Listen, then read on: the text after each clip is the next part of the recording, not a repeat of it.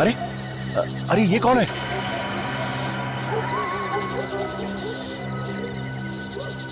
लगता है कोई भिखारी है। चलो चल के देखते हैं।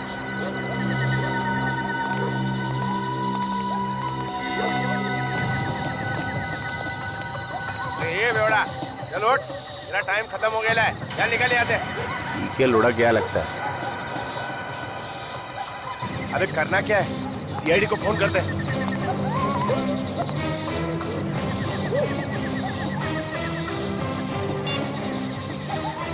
Hello hello CID.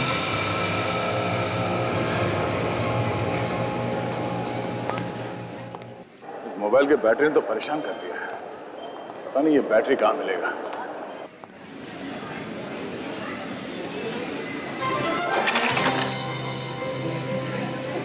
I am so sorry. मैं कर लूँगी। नहीं, इट्स ओके।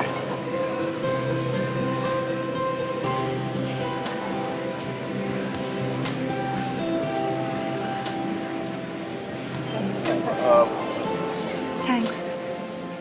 आप ठीक तो है ना? हाँ मैं ठीक हूँ। कितना हैंडसम है यार। इतनी जल्दी भी क्या थी? इतनी देर बात तो कर लेती। शट अप प्रिया। तुम यहाँ शॉपिंग करने आई ये सब? चलो।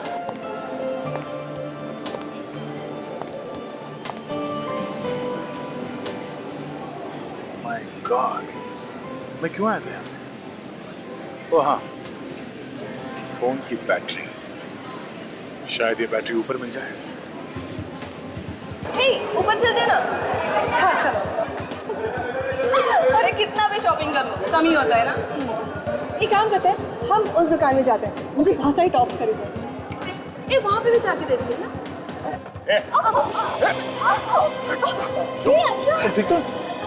अंशा कुछ हुआ तो नहीं? I'm fine. ओके? चलो। अंशा क्या यार? I'm fine. अंशा बहुत दर्द हो रहा है। पैर में मोच आ गई है। चलिए आपको हॉस्पिटल लेके चलते हैं, किसी डॉक्टर को दिखाते हैं। चलो आइए। I'll manage। देखो चल। Excuse me. हाँ विजय। क्या? खून? जोर से लगा क्या? कहाँ पे? ओके, ठीक है, मैं पहुँचता हूँ। ओह शिट, मोच आई शायद। अभिजीत, थोड़ी देर हो जाएगी आने में। मैं आके बताता हूँ तुमको, ठीक है? ओके। आप चलिए, मैं हॉस्पिटल लेके चलता हूँ आपको। ओके? Okay, we'll manage। देखिए, आपके पैर को चोट लगी है, कुछ भी हो सकता है, डॉक्टर को दिखा देते हैं। चलिए, मैं छोड़ देता हूँ हॉस्पिटल। संभाल के। आज 9 बजे दोस्तों के साथ फिल्म देखने का प्लान था। पर 9 तो बज गए। हाँ जी, प्लान कैंसिल।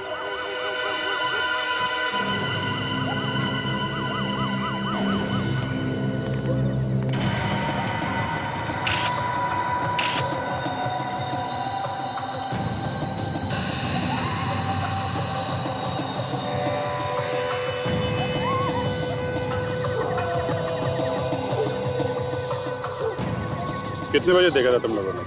अभी साहब, जैसे ही देखा आप लोगों को फोन कर दिया। कितने बजे की ड्यूटी है तुम लोग? साहब रात की ड्यूटी लगी थी, अभी भी पहुंचा था रात को 8:30 बजे साहब।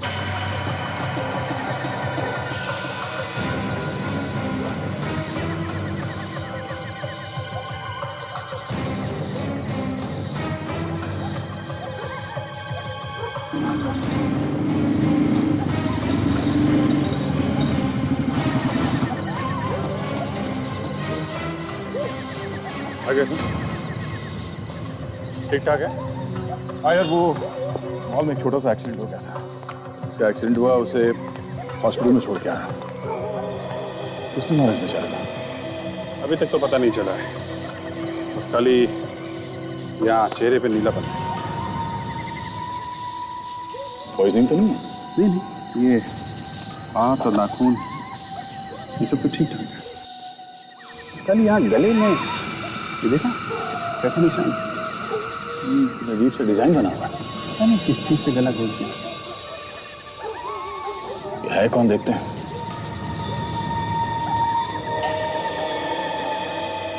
एक बात बताओ,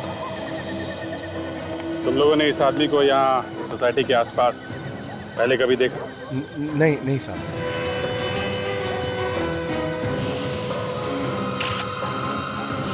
सीनियर सिटीजन। अभिजीत, आधा सीनियर सिटीजन कार्ड है, नाम है अंशुनाथ, उम्र 63 साल। गवर्नमेंट ऑफिसर, 2007 में रिटायर्ड। एड्रेस भी लिखा है। हेलो, जी हाँ बोल रहा हूँ। खून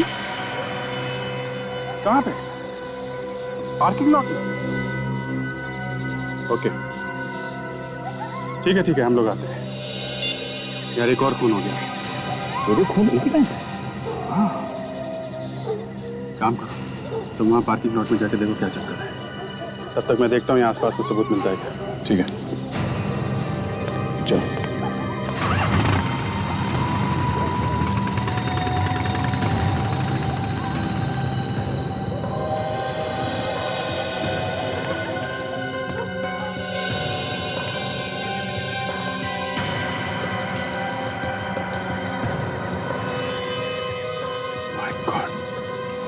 ये क्या चक्कर है?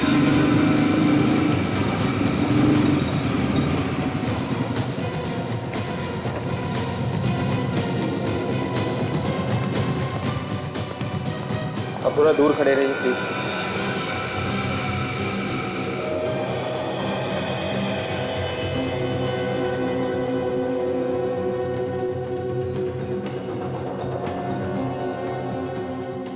तुमने कब देखा इस लाश को? मैं नाइट की ड्यूटी करता हूँ सर। अभी जब राउंड लेने आया तो देखा यहाँ पे ये पड़ा हुआ। एक आदमी का खून हो गया और आपको पता भी नहीं चला। कुछ तो सुना होगा आपने, कुछ तो देखा होगा। मेरा यकीन कीजिए सर, ना कोई चीखा ना चिल्लाया, मुझे कैसे पता चलता?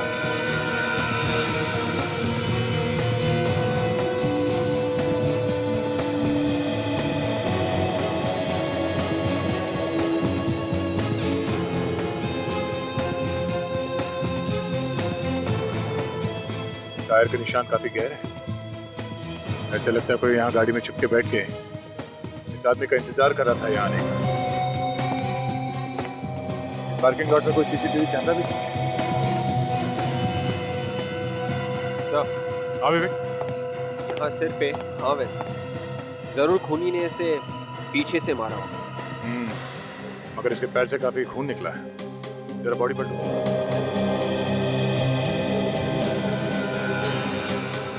ये तो केशव सर है, इसी बिल्डिंग में इनका ऑफिस है सर। अच्छा, देखा विवेक, इसके जान की नस काटी है।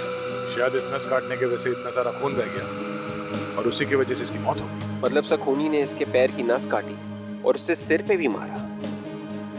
मगर कोई ऐसा करेगा क्यों? और इस आदमी ने मरने से पहले चिल्लाया क्यों नहीं? ये बात मेरी समझ में भी नहीं आ रही विवेक। कुछ तो गड़बड़ है इस खून में। अब इसका जवाब तो डॉक्टर सालुंके ही देंगे।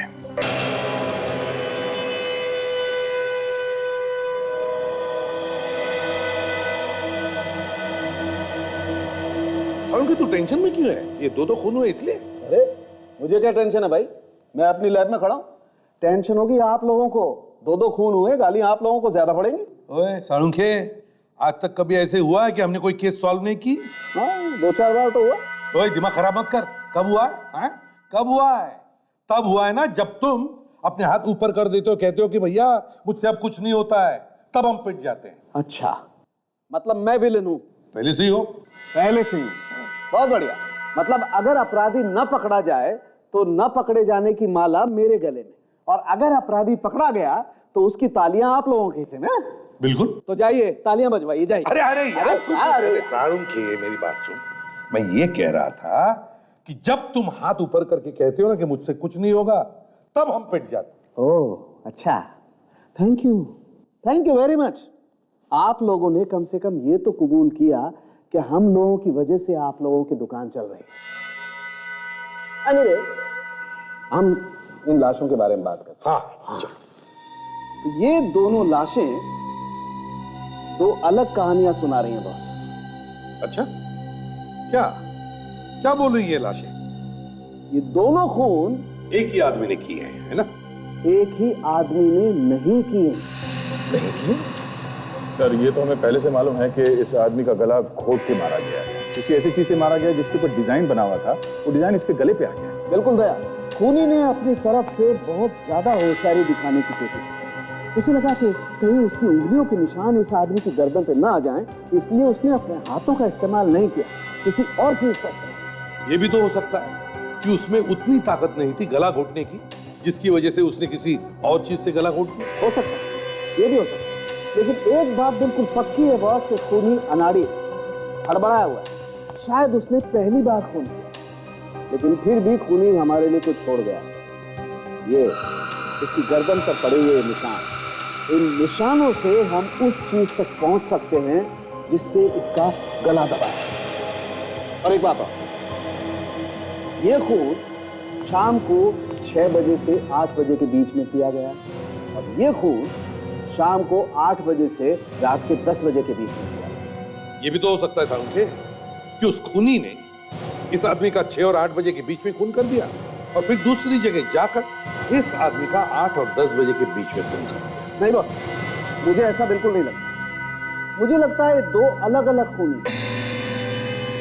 ये वाला खून जिसने किया है वो खूनी एकदम अनाड़ी है, और ये खून जिस खूनी ने किया है वो एकदम प्रोफेशनल है, पहुंचा हुआ। इस आदमी के सिर पर जो वार है, हाँ, इसीलिए मैं कह रहा हूं कि वो एकदम प्रोफेशनल है। पहले उसने इस आदमी के सर पे वार किया ताकि ये बेहोश हो जाए, और फिर बेहोशी की हालत में उसने इसकी जांघ की नस काट डाली जिससे मर जाए। अगर नस काटनी ही थी तो गर्दन की नस काट देता वो। दया, जैसे कि आप लोग जानते हैं, गले की नस कटने से इंसान को मरने में 1-2 मिनट लग जाते हैं, जबकि ये पैर की नस जो हमारे दिल से जुड़ी हुई है, इसको कटने से इंसान बस 30 सेकंड में मर सकता है। 2 खूनी, एक अनाड़ी और एक पहुंचा हुआ। कहीं ये दोनों खूनी एक दूसरे को जानते तो नहीं?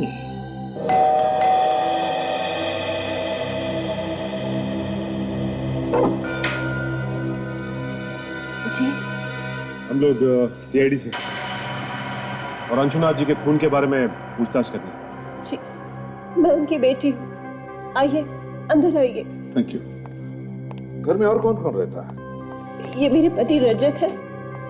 हम लोग मम्मी पापा के साथ ही रहते हैं। आपकी मम्मी कहाँ है?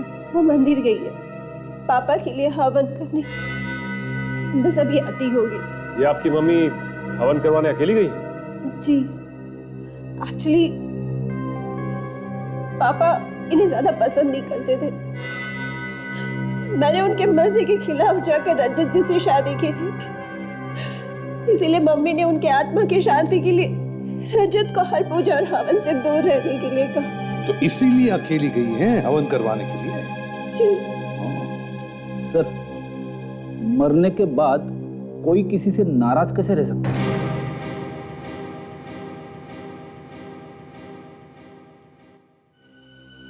रजत जी, जरा बताइए, कल शाम को 6 और 8 बजे के बीच कहाँ थे आप? मैं? जी हाँ, आप कहाँ थे? लेकिन आप ये सब मुझसे क्यों पूछ रहे हैं? वो इसलिए क्योंकि इनकी पिताजी का, अंशुनाथ जी का खून हुआ है कल शाम 6 और 8 बजे के बीच। सर, आप मेरे पति पे शक कर रहे हैं, वो भी मेरे पापा के खून के इल्जाम में। वो इसलिए क्योंकि आप ही ने बताया था ना कि आपके पिताजी और इनकी बनती नहीं थी। पर सर, कोई बात नहीं बता। अगर कातिल को पकड़ने में इन्हें इससे कोई भी मदद मिलती है तो पूछने दो इन्हें। सर, कल शाम को 6 और 8 के बीच में मैं अपने दोस्त के साथ एक बार में बैठा था। वहां का बिल शायद अभी भी मेरी बैंक में है, मैं लेके आता हूं। जल्दी।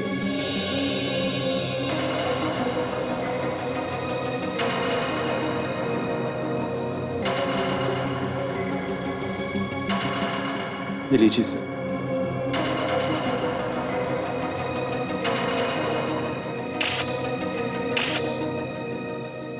काजल, एक बात और है, शायद इससे आपको कुछ मदद मिले। बताइए।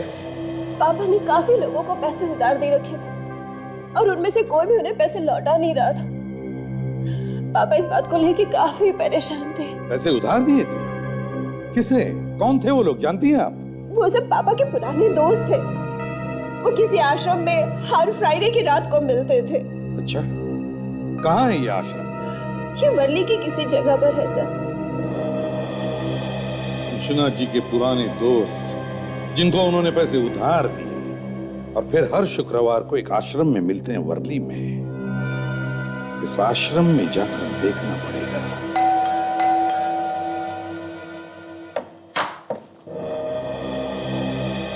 केशव का घर यही है? जी हाँ। हम लोग सीआईडी से। सीआईडी? आइए आइए अंदर।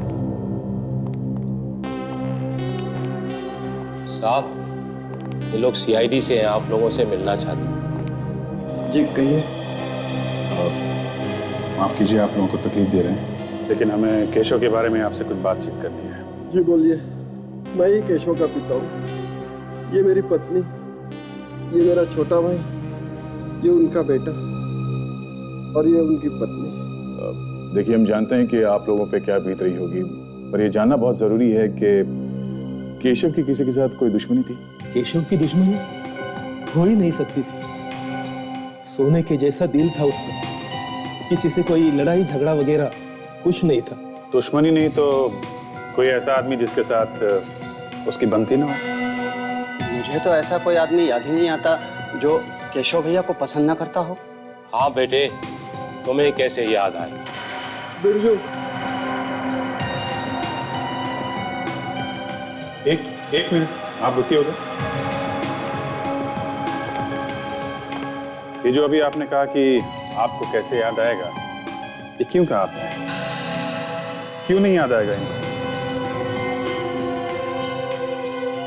बस ऐसे ही बोल दिया था। नहीं, कोई तो कारण होगा। क्या बात क्या है? केशव जी का इनके साथ रोज किसी न किसी बात पे झगड़ा होता था।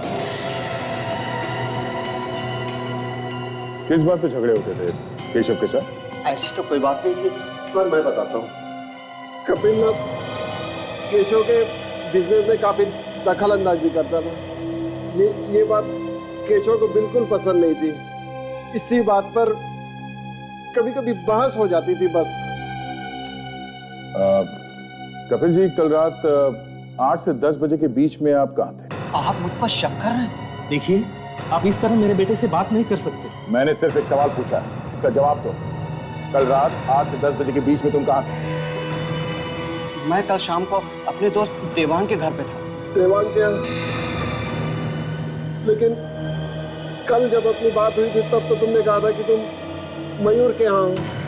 वो मेरा मतलब है कि मैं देवांग के घर गया जरूर था, पर वो मिला नहीं तो मैं मयूर से मिलने चला गया। अच्छा, इस फैमिली बिजनेस के अलावा ये केशव किसी एड एजेंसी में भी काम करता था? जी हाँ, वो एक एड एजेंसी का मालिक भी था और पिछले काफी दिनों से वो काम को लेकर परेशान रहता था। उसका एक पार्टनर भी है, आलोक। आलोक? ठीक है, इस आलोक से भी मिल लेते हैं। सर, इस आलोक को जरूर कुछ पता होगा। देखते हैं।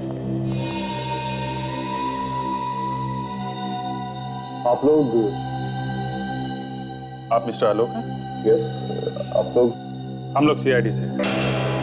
आपको तो मालूम ही होगा कि केशव का खून हो गया है। जी हाँ, मुझे मालूम है। बस उसी सिलसिले में कुछ पूछताछ करनी है आपसे।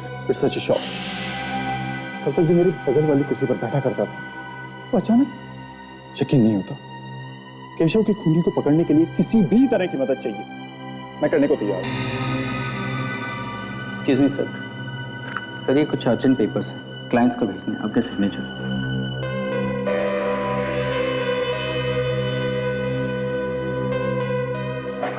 Thank you. आलोक जी, आप कल शाम 6 और 8 बजे के बीच में एग्जैक्टली कहाँ पे थे? मैं कल सीधा ऑफिस से जिम चला गया था। तकरीबन रात के 10 बजे तक मैं वहीं था। अगर ये सब आप मुझसे क्यों पूछ रहे हैं? खून का मामला है, जब तक कोई ठोस सबूत नहीं मिल जाता हम सब पे शक करते हैं। पता है, मैं केशव के पिता से मिले थे। उन्होंने बताया कि पिछले कुछ दिनों से वो ऑफिस के काम को लेकर काफी परेशान है। ऐसी क्या बात? सर टेंशन किस बिजनेस में नहीं है, कोई छोटी मोटी होगी चीज, मुझे पता नहीं वो किस बात से परेशान है। ऐसे आपका जिम कहाँ है? अंधेरी में। मैं आपको कार्ड देता हूँ, आप चाहें तो वहां जाकर पता कर सकते हैं। खैर वो तो हम लोग पता लगा ही लेंगे। फिलहाल के लिए थैंक यू, जरूरत पड़ी तो आपको दोबारा परेशान करेंगे। जी जरूर।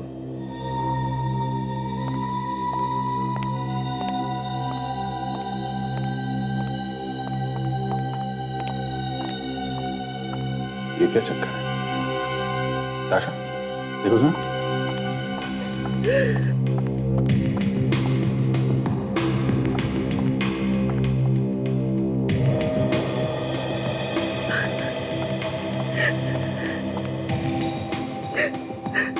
एक्सक्यूज मी, क्या हुआ? आप इस तरह बाहर से अंदर क्यों आ गए?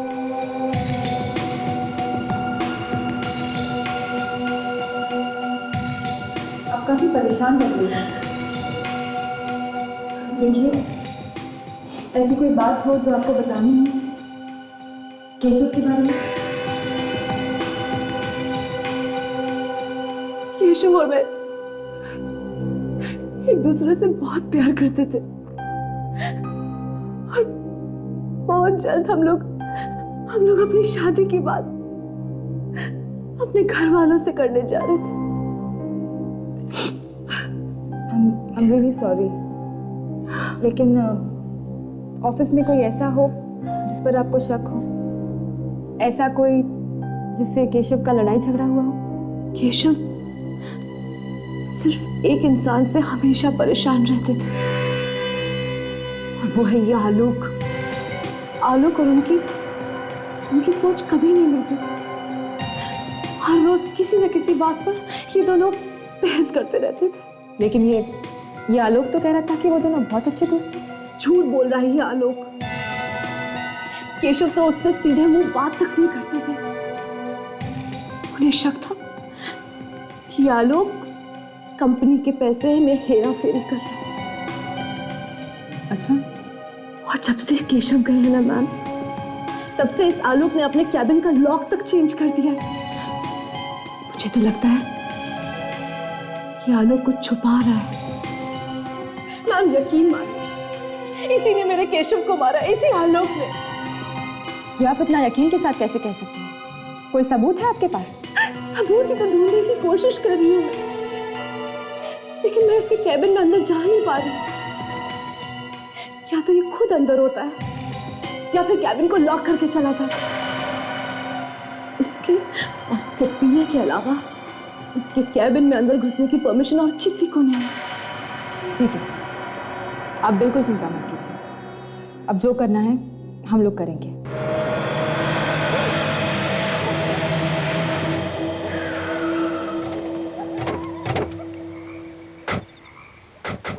तो यही वो आश्रम है जहाँ अंशुनाथ जी अपने दोस्तों से मिलने हर शुक्रवार की शाम को आया करते थे। रुको, ये आश्रम है। जूते पहन के जाओगे तो पाप लगेगा। हमें जूते उतार के अंदर जाना चाहिए। ठीक, चलो।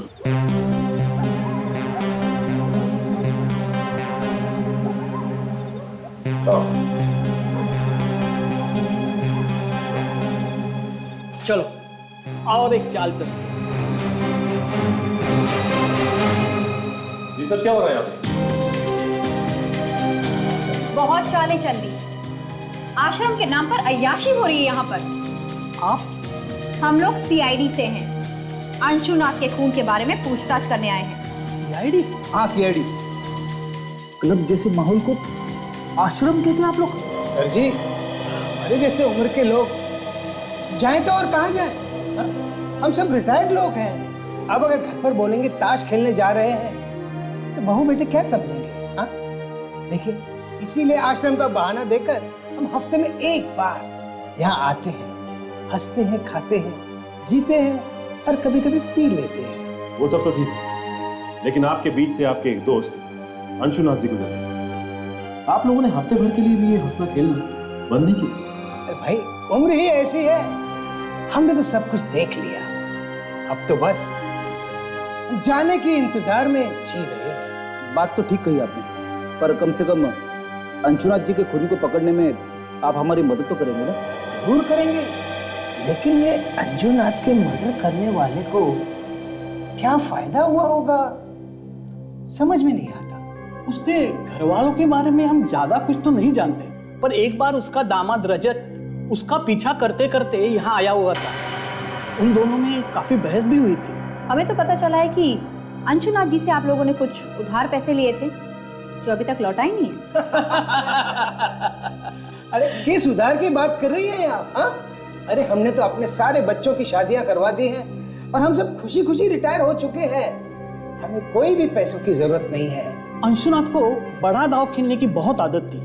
जब भी उसे हम रोकते थे तो कहता था सारी जिंदगी पैसा कमाने में निकल गई, अब खर्च करने का मजा ले रहा हूं। सही कह रहा है। अब बड़े दांव में जीत तो बड़ी होती है, लेकिन हार भी बड़ी होती है।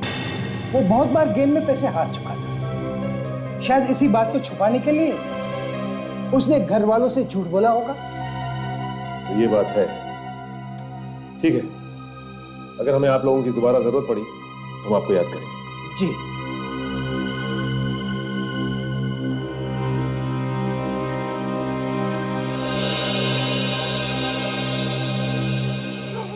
तो इस रजत को आश्रम की बात पता थी, तो इसने हमें घर पे क्यों नहीं बताया? हाँ, अगर पहले बता देता तो जूता उतारने की बेवकूफी ना करते। सब हो ना हो, ये रजत हमसे जरूर कुछ ना कुछ छुपा रहा है। रजत, ये रजत काफी टेढ़ा आदमी लगता है। संगीत बार में से पता चला है कि उस शाम को 6 बजे से लेकर 8 बजे के बीच ये रजत वहीं पर बैठकर ड्रिंक कर रहा था। वहां पर एक बारटेंडर है सर, जिसका नाम है समीर। उसने कहा कि वही उसे ड्रिंक सर्व कर रहा था। ओह, 6 और 8 बजे के बीच रजत बार में ही था। अच्छा सर, हम लोग आलोक के जिम से आ रहे हैं। वहां पता चला कि जिस रात खून हुआ था आलोक 8 से 10 बजे के बीच जिम में ही था, उसके इंस्ट्रक्टर ने बताया है। काजल ने अभी बताया कि रजत उस रात 6 और 8 बजे के बीच संगीन बार में था, और अब तुम कह रहे हो कि आलोक उस रात 8 और 10 बजे के बीच जिम में था। बड़े अच्छे तरीके से बचाव किया इन दोनों ने अपने आप का। हाँ सर, एक बोल रहा है कि वो जिम में था 8 से 10 बजे के बीच में, और दूसरा बोल रहा है कि वो बार में बैठा था 6 से 8 के बीच में, और दोनों खून उसी समय हुए। सर एक और बात है। क्या? जब हम लोग आलोक के ऑफिस गए थे तो वहाँ हमें केशव की गर्लफ्रेंड मिली थी, अनन्या, और अनन्या ने ताशा को बताया कि आलोक ने अपने ऑफिस में कुछ छुपाने की कोशिश की। केशव की गर्लफ्रेंड अनन्या ने बताया कि आलोक अपने ऑफिस के कैबिन में कुछ छुपाने की कोशिश कर रहा है। क्यों? और उसने ये भी बताया सर कि केशव की मौत के बाद आलोक ने कैबिन के ताले बदल दिए। उसके बाद कोई भी आ जा नहीं सकता सिवाय एक आदमी। कौन है वो? सर आलोक का पीए, सिर्फ वही कैबिन में आ जा सकता है। तो जब तुम लोग उसके ऑफिस में गए तब उसके कैबिन में गए थे? नहीं सर, एक्चुअली आलोक हमें केबिन के बाहर ही मिला। गड़बड़ है अभी, कुछ तो गड़बड़ है। ऐसी कौन सी चीज है जो ये आलोक सबकी नजरों से छुपाना चाहता है? इसके कैबिन की तलाशी लेनी चाहिए। अगर सीधे उंगली से घी नहीं निकला तो टेढ़ी उंगली से निकालो। पंचायत चल रहा है, ज्यादा लोग दिख नहीं रहे हैं, सावधानी से काम कर लेना। इसी बीच में करना है, समझे? रेडी हो ना? सर, सामने जो आदमी आ रहा है वो आलोक का पीए है सर। उसके पास आलोक के कैबिन की चाबी होगी जिससे दरवाजा खुलेगा। चाबी दिख रही है, उसके कमर पे लटकी हुई है। तुम पीछे जाओ।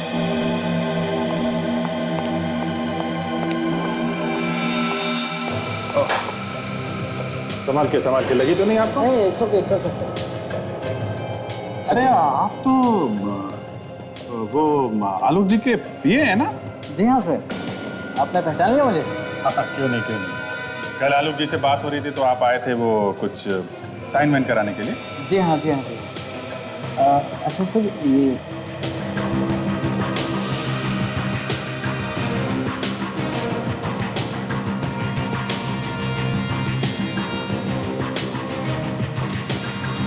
उन्होंने थोड़ी ना सोचा होगा कि पार्किंग लॉट में कोई बैठा हुआ है, उनका खून करने के लिए उनका इंतजार कर रहा है।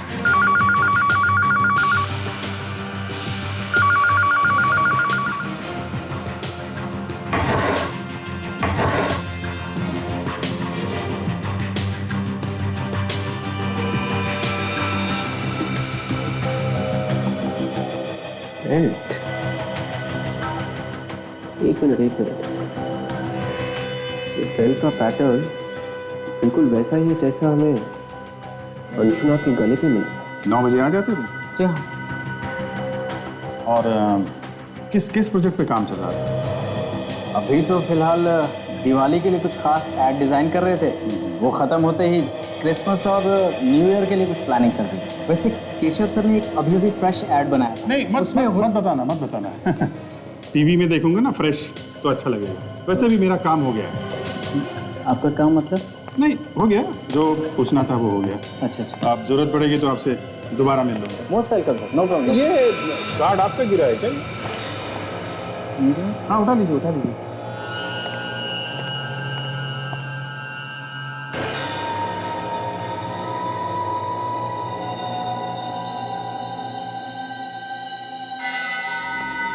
ये है वो बेल्ट जो आलोक सबकी नजरों से अपने कैबिन में छुपा के रख रहा था।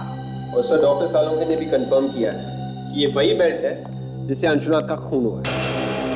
ये वही बेल्ट है जिससे अंशुनाथ का खून किया गया, मगर ये बेल्ट आलोक के पास कैसे? अगर ये यहाँ पे था तो वो वहां पे था। हाँ, जो दिख रहा है वो है नहीं। इसने दिखाया कि वो वहां पे था और उसने दिखाया कि वो यहाँ पे था। सर ये यहाँ पे था और वो वहां पे था, ये सब सचिन ये जो केस है इसे यहाँ वहां किया गया है। अभिजीत, क्या जानबूझ के किया गया या फिर अपने आप हुआ है? सर खूनी ने किया है तो जानबूझ के ही किया है। जो दिख रहा है वो है नहीं, जो नहीं दिख रहा है वो है। हाँ, तो तुम समझ गए मैं क्या कहना चाहता हूं। बस अब वक्त बर्बाद मत करो और फटाफट जाके पकड़ लो उसे जिसने भी ये किया है। तुम भी साथ में जाओ। अब सर वो मैं उससे पहले थोड़ी देर के लिए हॉस्पिटल जाना चाहता हूँ। किससे मिलना है सर, जरूरी काम है। हॉस्पिटल? ये केस के बीच में हॉस्पिटल कहां से आया?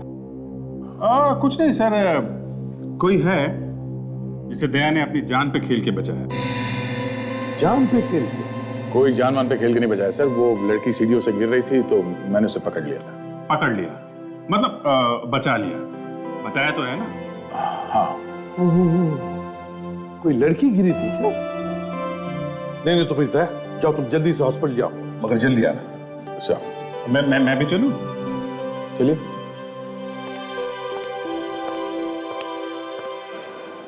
अच्छा तो यहाँ पे है तुम्हारी अंशा। सिर्फ अंशा अभिजीत, कोई मेरी अंशा नहीं। और प्लीज अंदर कुछ इधर उधर की बातें मत कर देना। मैं तुम्हें कल लेने जरूर आऊंगा। ठीक है, बाय। नहीं मैं क्या बोलूंगा, तुम लोग बातें करना, मैं तो देखता रहूंगा। अंदर चलो तो सही।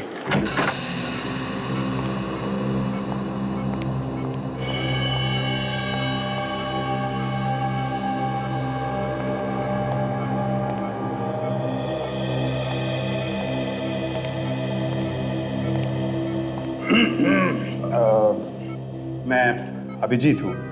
Sorry Abhijeet my friend. कैसे हैं आप? दर्द अभी कम है, पर पैर मुड़ने की वजह से मुझे मोच चाहिए है। But I will be fine. कल तक मुझे हॉस्पिटल से डिस्चार्ज भी मिल जाएगा। अच्छा, वेरी गुड। वो डॉक्टर ने एक्सरे वगैरह देख लिया ना? He is fine with it. I will be fine. Okay. अच्छा ये जो अभी आपसे मिलके गए वो कौन थे? वो मेरी फ्रेंड है प्रिया। नहीं उसके पहले जो गए थे वो मेरी कजिन है बंटी भैया। अच्छा बंटी भैया।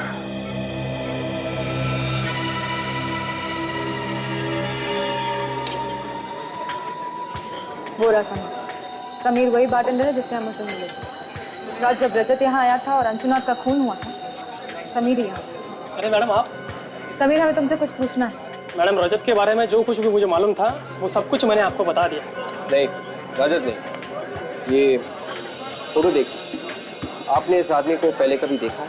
ये तो हमारे रेगुलर कस्टमर है और कुछ ही दिनों से यहाँ पर आने लगे।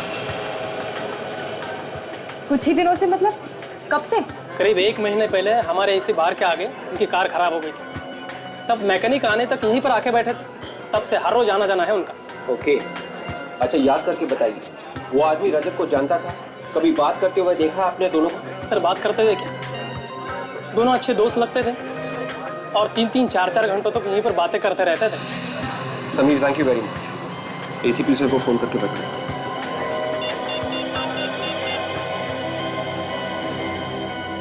हेलो सर, आपका शक बिल्कुल सही निकला। सर, मैं केशव के खूनी को किसी भी कीमत पर सजा दिलवाना चाहती हूँ और उसके लिए मैं आपकी हर तरीके से मदद करने के लिए तैयार हूँ। गुड। देखो आनंद, उसके खिलाफ सबूत तो हमारे पास है, मगर हम चाहते हैं कि तुम उसे खुद फोन करके यहाँ बुला लो। उससे कहो कि वो सबूत तुम्हारे पास है और तुम एक कीमत पर ही वो लौटाने के लिए तैयार हो। मगर सर ये तो कुछ नहीं होगा, घबराओ मत, समझे? देखो, सबूत ढूंढने की कोशिश करेगा और जब उसे कमरे में सबूत नहीं मिलेगा तो अपने आप को बचाने के लिए भागने की कोशिश करेगा और वो तुम्हारे पास आएगा सबूत लेने के लिए और हमारे जाल में फंस जाएगा, समझे? कुछ नहीं होगा, तुम्हें घबराओ मत। चलो जल्दी से फोन करो उसे। जी सर। करो। हेलो, मैं अनानिया बोल रही हूँ। मुझे पता है कि इस वक्त तुम क्या ढूंढ रहे हो। वो सबूत जो तुम सबसे बचाने की कोशिश कर रहे थे वो अब मेरे पास है और बहुत जल्द मैं उसे सीआईडी के पास भेजने वाली हूँ। अब तुम बच नहीं सकते। सीआईडी? नहीं अनन्या, मेरी बात सुनो, ऐसा मत करो प्लीज। तुम्हें इसकी जो कीमत चाहिए मैं चुकाने के लिए तैयार हूँ। प्लीज सीआईडी के पास मत जाओ। कीमत? वाओ, मेरे बोलने से पहले ही तुमने कीमत की बात छेड़ दी। मुझे तुम्हारे सबूत के लिए पूरे 50 लाख रुपए चाहिए। 50 लाख? देखो, हाँ, रकम की मत सोचो, अपनी जान के बारे में सोचो, वरना बिना टाइम वेस्ट किए मैं सीआईडी के पास चली जाऊंगी, समझे ना? नहीं नहीं, ठीक है, मैं तैयार हूँ। मुझे 2 घंटे में मिलो। मैं तुम्हारे पूरे पैसे कैश में दे दूंगा। प्लीज वो सबूत किसी और को मत दिखाना। मैं इतनी बेवकूफ नहीं हूँ। अच्छा, कहाँ मिलना है? मैं तुम्हें जगह का नाम एसएमएस करती हूँ। सर वो तैयार हो गया, हमें उसे एक जगह का नाम एसएमएस करना होगा। Very good Ananya.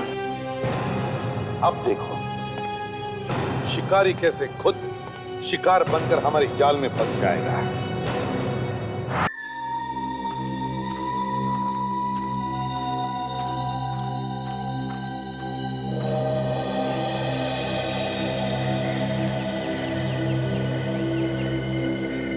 मेरे पैसे लाए हो? तेरे समझ के देखो।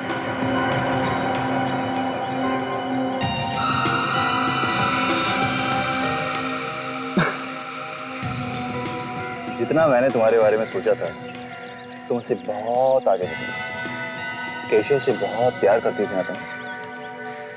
उसी के खून का सबूत बेचने आ गई। वाह रे दुनिया।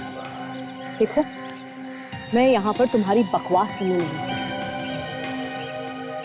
कल तक मेरे साथ केशव था, मेरे पास सब कुछ था, लेकिन आज जब वो नहीं है तो मुझे भी तो अपने कल के बारे में सोचना पड़ेगा ही ना। 50 लाख देने वाली हो ना तुम मुझे? हाँ, मगर उसमें थोड़ी सी प्रॉब्लम है। मजबूरी? ये कौन सा नया ड्रामा है? देखो, वैसे भी बहुत कुछ हो चुका है। 50 लाख देने को तो मैं तुम्हें अभी दे सकता हूँ, मगर मुझे इस चीज पर यकीन नहीं कि 50 लाख रुपए लेकर तुम सीधे सीआईडी के पास चली जाओगे। मेरा सारा राज तो खुल चुका ना तुम्हारे सामने। क्यों?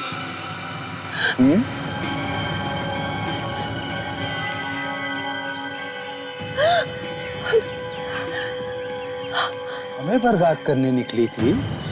हाँ? धमकी देती है हमें? Very wrong. तुम लोगों ने केशव को तो खत्म कर ही दिया, अब मुझे मारना चाहते हो? ठीक है, मारो मुझे। शूटर। मारो गोली। शूटर। गन फेंक दो। ए, तुम दोनों का खेल खत्म हो चुका है, सरेंडर कर दो। अब नीचे, अब नीचे।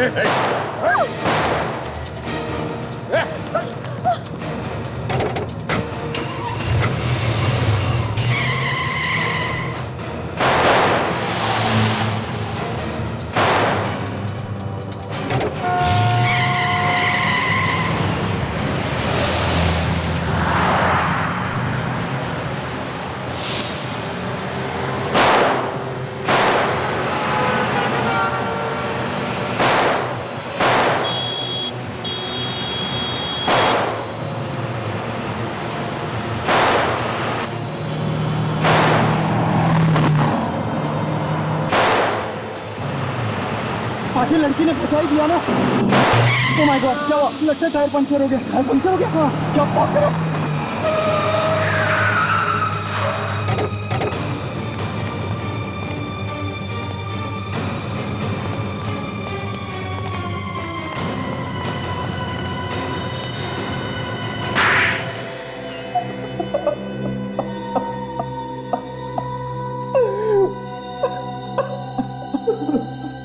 केशव और अंशुनाथ, जिन दो लोगों का खून तुम लोगों ने किया, उनकी लाशें डॉक्टर साळुंखे को कुछ कहानी सुना रही थी। वो कहानी अब हम तुम्हारे मुंह से सुनना चाहते हैं। पर हमने तो कुछ किया ही नहीं है, बिना वजह हमें फंसाया जा रहा है। दो फोन करके चुपचाप बैठा है कुंडली मार के, सोचता किसी को कुछ पता नहीं चलेगा है? तुम्हारे पास सिर्फ एक ही लाइफलाइन बची है। कौन सी? सच बोलने की लाइफलाइन। सच बोलने की लाइफलाइन? हाँ, सच बोल, सच। सच के अलावा कुछ नहीं सुनेंगे हम लोग। मगर मेरी तो कोई गलती नहीं है। चुप, कुछ बोलना मत रजत। मैं और नहीं झेल सकता, मुझसे अब कुछ नहीं होगा। मुंह खोलोगे तो मारे जाओगे। ये क्या बोलेगा? इसके पास तो एक भी लाइफलाइन नहीं बची है। मैं सब कुछ भूल गया, मुझे कुछ याद नहीं है। हो, बेचारा सब कुछ भूल गया है। चलो हम तुम्हें याद दिलाते हैं।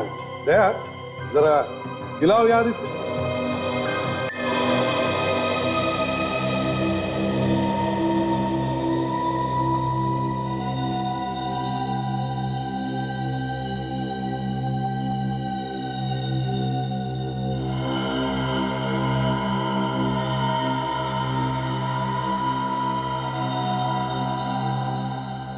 शहर में दो लोगों का खून होता है, दोनों एक दूसरे को नहीं जानते हैं। कोई नई बात नहीं है, ऐसा अक्सर होता है। दोनों का आपस में कोई संबंध नहीं। एक बूढ़ा आदमी रिटायर्ड, दूसरा एक एड एजेंसी का मालिक। दोनों खून दो अलग अलग जगह पे अलग अलग टाइम पे होते हैं।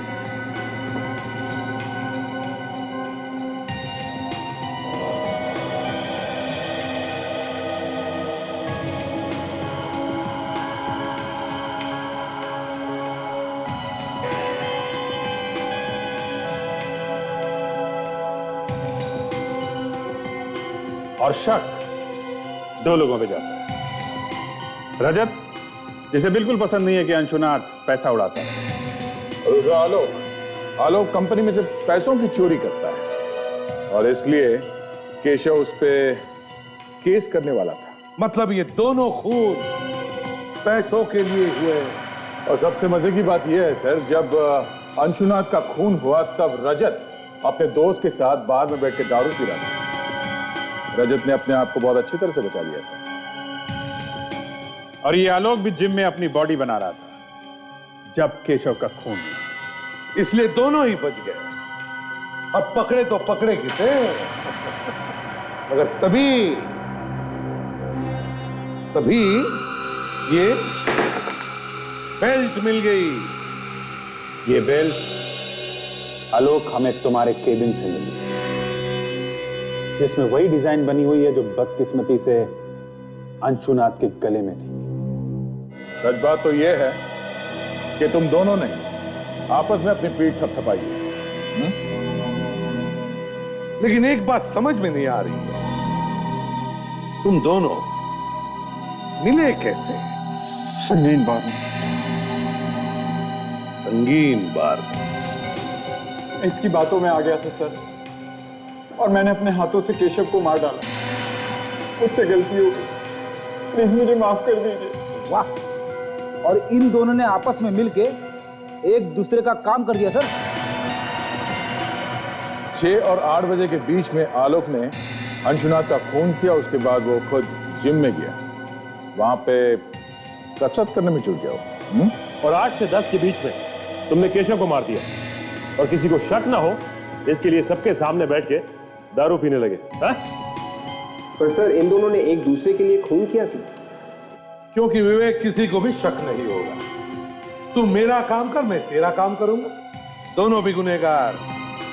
दोनों अगर एक दूसरे के खिलाफ कुछ बोलेंगे तो दोनों भी फंस जाएंगे। सर प्लीज मुझे माफ कर दीजिए, मुझसे गलती हो गई, मुझे माफ कर दीजिए प्लीज। अब जिंदगी भर जेल में बैठकर माफी मांगोगे ना, तो भी तुम्हें कोई माफ नहीं करेगा। मगर सर एक बात समझ में नहीं आई, आलोक ने सबसे छुपाकर इस बेल्ट को अपने ऑफिस में क्यों रखा था? रजत पे मुझे भरोसा नहीं था, इसीलिए इस सबूत को मैंने अपने पास रखा था। पता नहीं ये सबूत आप लोगों के हाथ कैसे लग गया। ये बेल्ट हमारे हाथ कैसे लगा, ये सोचते बैठना जेल में तब तक जब तक फांसी का ऑर्डर नहीं आता।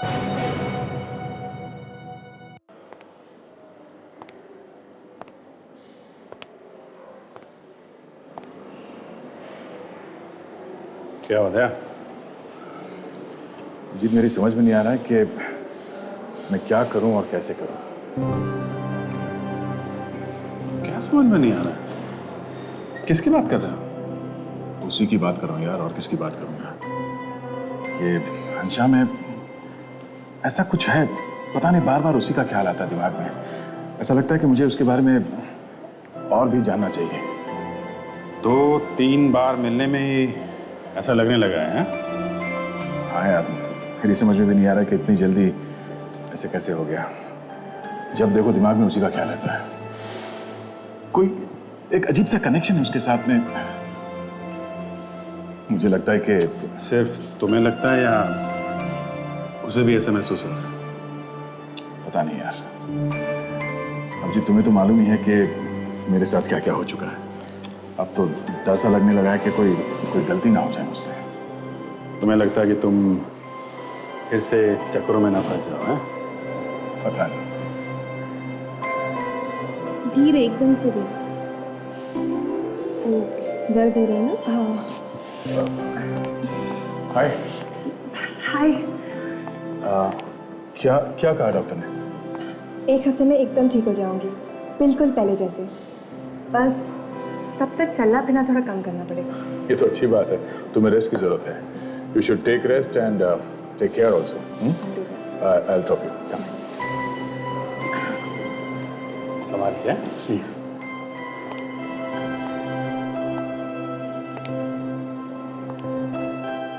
धीरे से। वहाँ जाना। बहुत ज्यादा दर्द हो रहा है? नहीं, हल्का हल्का।